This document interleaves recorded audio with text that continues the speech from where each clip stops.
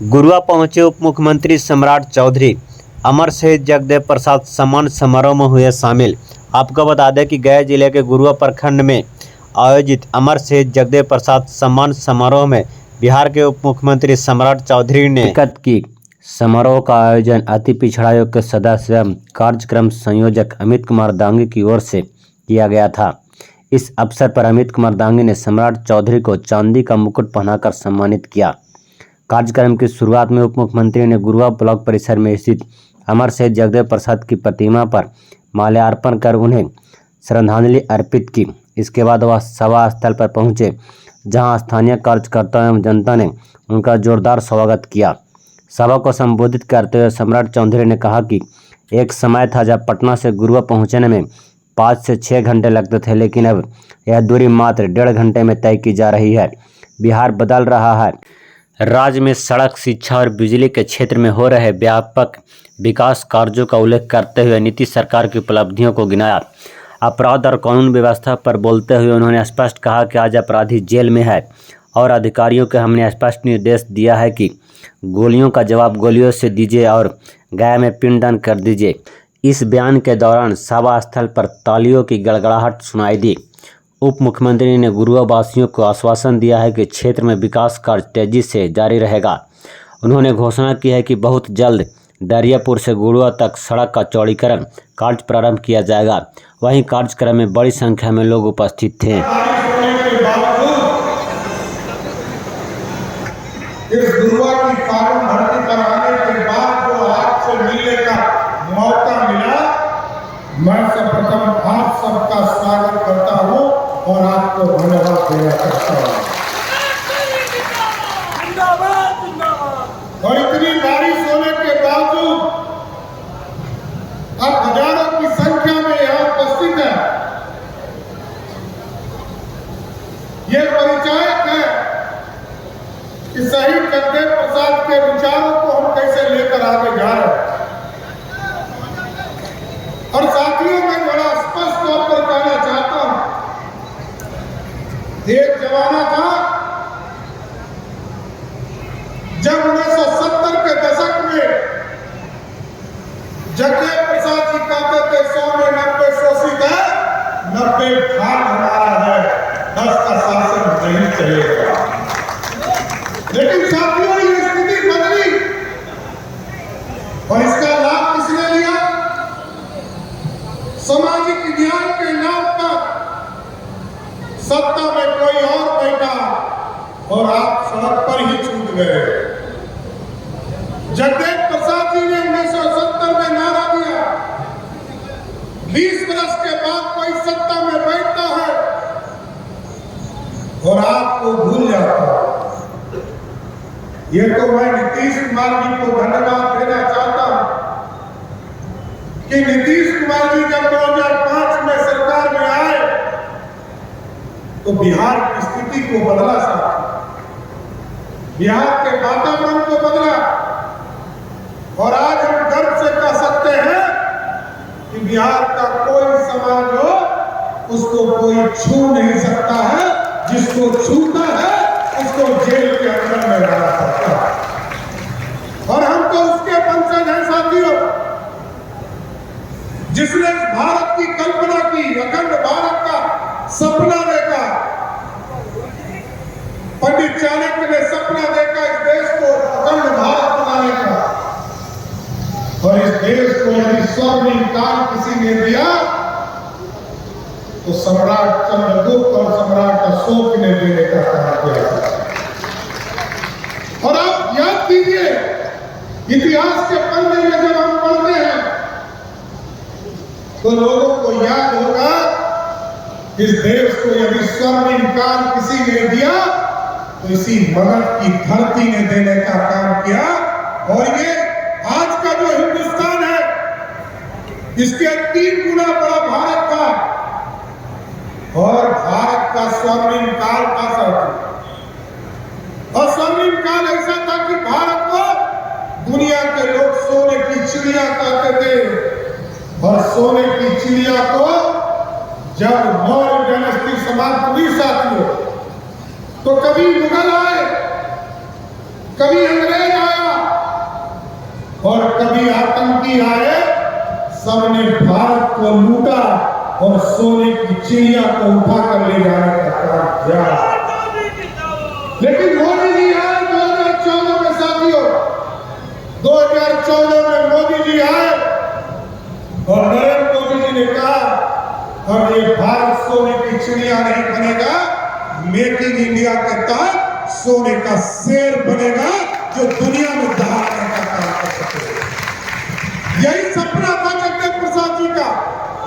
ये भारत बदले और बिहार भी बदले, और बिहार बदल रहा है साथियों।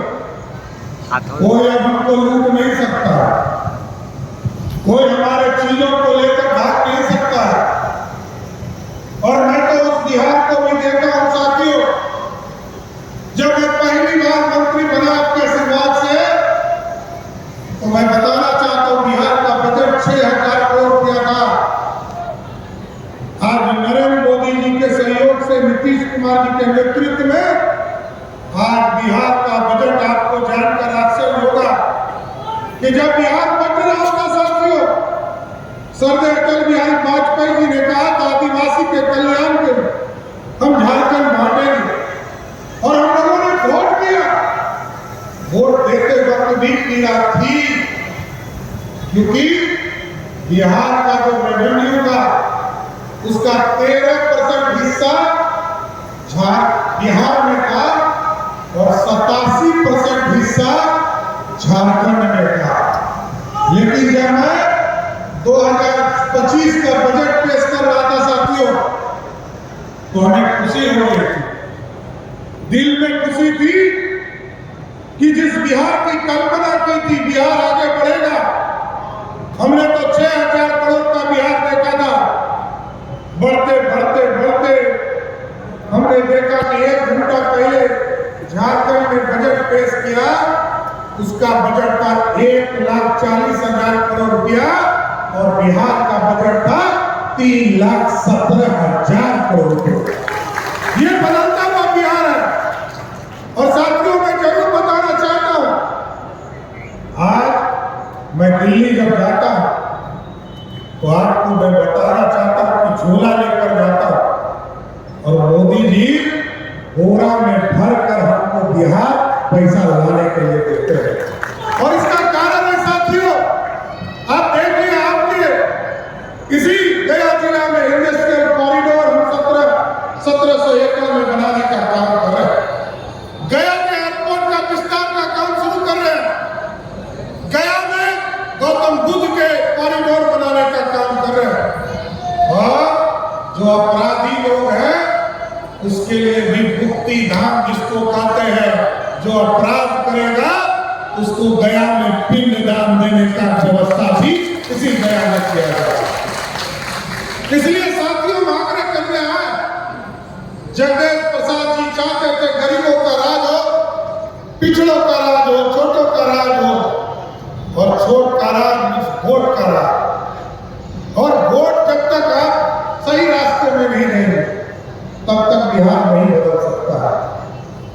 इस मगध की धरती पर और इस शाहबाद के इलाके में हमको लोकसभा में भी सीटें कम आई और विधानसभा की सीटें भी। इसलिए हम विशेष तौर पर आग्रह कर रहे हैं कि लोग आपको भ्रमित करते रहेंगे, उनका दायित्व है, लेकिन आपको तय करना है। जिसने 15 साल तक लालू राबड़ी ने बिहार को लूटने का काम किया, उसको सत्ता दीजिएगा। जिस एनडीए ने बिहार का निर्माण किया, उसको वोट देने का काम कीजिएगा। इसलिए आपको तय करना है साहब, क्योंकि आज भारत बढ़ रहा है साहब, और आज भारत बढ़ रहा है तो बिहार भी बढ़ रहा है। आज तो पहले तो हम कहते थे कि पूंजीपतियों की सरकार है देश में, अर्थव्यवस्था में सिर्फ पूंजीपति पैसा देते थे, लेकिन अब तो मैं गर्व से कह सकता हूं कि बिहार का कोई गरीब हो, जो गरीब एक डिब्बा बिस्किट भी खरीदता है, वो भारत के निर्माण में जीएसटी देने का काम करता है। ये भारत का। और साथियों, क्योंकि मेक इन इंडिया का सपना साकार हो रहा, आप देखिए जब 1999 में कारगिल युद्ध हुआ था तो तब चर्चा हो रही थी बफोर्स कि बफोर्स तोप से लड़ा गया। लेकिन जब मोदी जी का सत्ता आया साथियों और पाकिस्तान को करारा जवाब देने का काम किया, और आज भी स्पष्ट तौर पर हम लोग का मानना है कि पाकिस्तान के तरफ से एक चुटपुटिया बम भी फेंके तो हिंदुस्तान के तरफ से तोप का गोला पाकिस्तान के ऊपर छोड़ने का काम, क्योंकि भारत बढ़ेगा और भारत को रोक नहीं सकता है। ये लोग सभी लोग कटोरा लेके खड़े हैं, चाहे वो पाकिस्तान हो, बांग्लादेश हो, श्रीलंका हो, सारे लोग कटोरा लेके खड़े हैं। आज दुनिया में आप सोचिए, जिस अंग्रेजों ने 200 वर्षों तक भारत को लूटने का काम किया, सोने की चिड़िया को लूटा, उसी अंग्रेज को हम हराकर जो 11वें स्थान पे थे उसी को हराकर हम 5वें स्थान पर आए, और आज 5वें स्थान से बढ़कर 4थे स्थान पर चले गए। ऐसा भारत बना। इसलिए साथियों देखिए, हम किसके पूर्व हैं?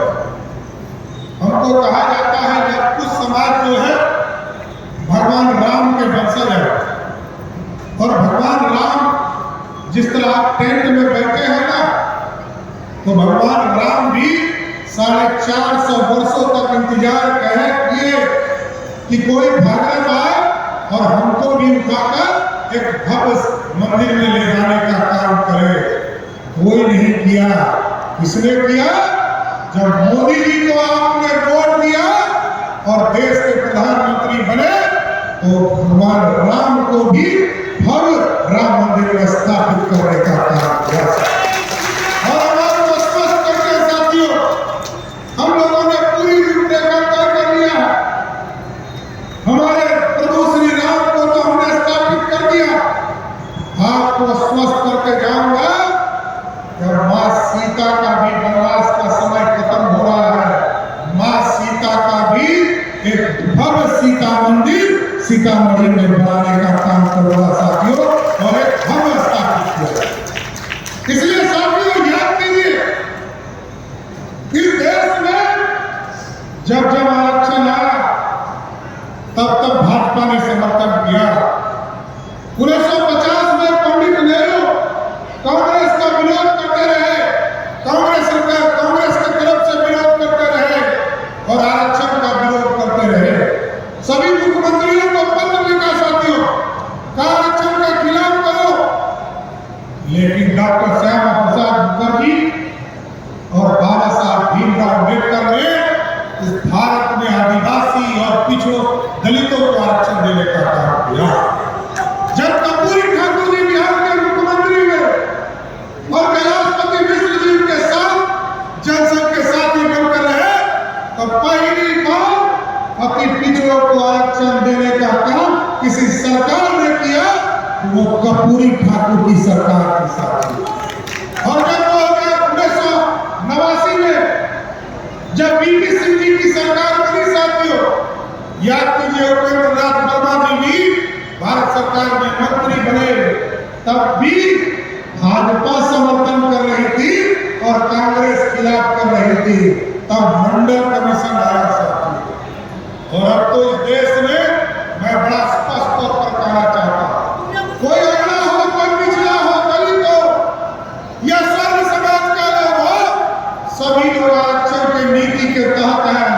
और याद कीजिए, दागी समाज को भी आरक्षण नीतीश कुमार के नेतृत्व वाली सरकार ने 2015 में देने का काम किया। और आज यदि आरक्षण मिल रहा है तो नीतीश कुमार जी के सहयोग से आरक्षण। इसलिए साथियों मैं कहने आया कि आप एकदम पहले स्वस्थ रहिए। बिहार के इंफ्रास्ट्रक्चर को ठीक किया गया। आप सोचिए, गया से गुरुआ आने में लोगों को घंटा भर लगता था।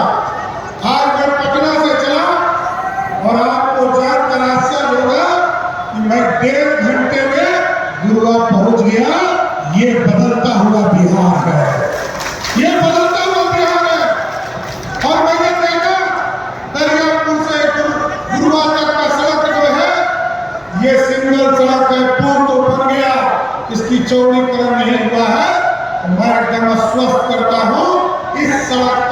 चौड़ीकरण करने का काम करूंगा। और मैं आदि पदाधिकारी को निर्देशित करूंगा इस सड़क का चौड़ीकरण का काम शुरू किया जाए। क्योंकि आप सोचिए साथियों, मैं देखता हूं चार तरह के रास्ते होते हैं। किसी रास्ते को बढ़ाना है तो चार ही रास्ते हैं, या तो आप रोड के वास्ते रोडवेज से बढ़ते हैं, या एयरवेज से बढ़ते हैं, या पानी के माध्यम से लोग बढ़ते हैं, या ये जो पूरी इंफ्रास्ट्रक्चर है इसके माध्यम से बढ़ाने का काम। पानी फिर से आने वाला है साथियों, लेकिन मैं थोड़ा शॉर्ट करूंगा। देखिए पूरी व्यवस्था बदली है। आपने नीतीश कुमार जी और मोदी जी को जब समर्थन दिया, ये रोड बने, एयर ट्रैफिक सुधरा, बिजली की व्यवस्था दी गई। और मैं आपको स्पष्ट करके जाता हूं, एक बार 2025 में फिर से एनडीए की सरकार बनाइए। एक एक व्यक्ति जो बिहार से बाहर गया है उसको चिन्हित करेंगे और उनको बिहार लाकर रोजगार देने का काम करेंगे साथियों। उनको बाहर जाने की जरूरत नहीं है। और आपको स्पष्ट करते हैं 2025 के चुनाव में आएंगे 2 महीने के बाद। अभी तक लगभग 10 लाख लोगों को सरकारी नौकरी हम लोगों ने दिया और 34 लाख लोगों को रोजगार देने का काम किया। एकदम स्वस्थ रहिए। ये पूरी तरह संख्या 12 लाख सरकारी नौकरी पुराएंगे और 38 लाख रोजगार देंगे और पूरे प्रदेश में 50 लाख लोगों को बिहार में रोजगार देने का काम नीतीश कुमार की सरकार करेगी। और एकदम स्वस्थ रहिए। आजकल मैं देखता हूं कुछ अपराधी सर उठाने का काम कर रहे हैं। एकदम गया की धरती से आह्वान करता हूं और सभी पदाधिकारी ने स्पष्ट तौर पर निर्देश दिया कि यदि कोई अपराधी गोली चलाए तो उसको गोली का जवाब गोली से देना है और जरूरत पड़े तो उसका पिंडदान करना भी शुरू कर देना। साथ ही ये अपराधी बच नहीं सकते। कोई माफिया हो उस माफिया को समाप्त करना। लेकिन मैं जरूर स्पष्ट करूंगा कि जो जगदेव प्रसाद जी का सपना था उस सपने को पूरा करना है तो पूरा कीजिएगा ना।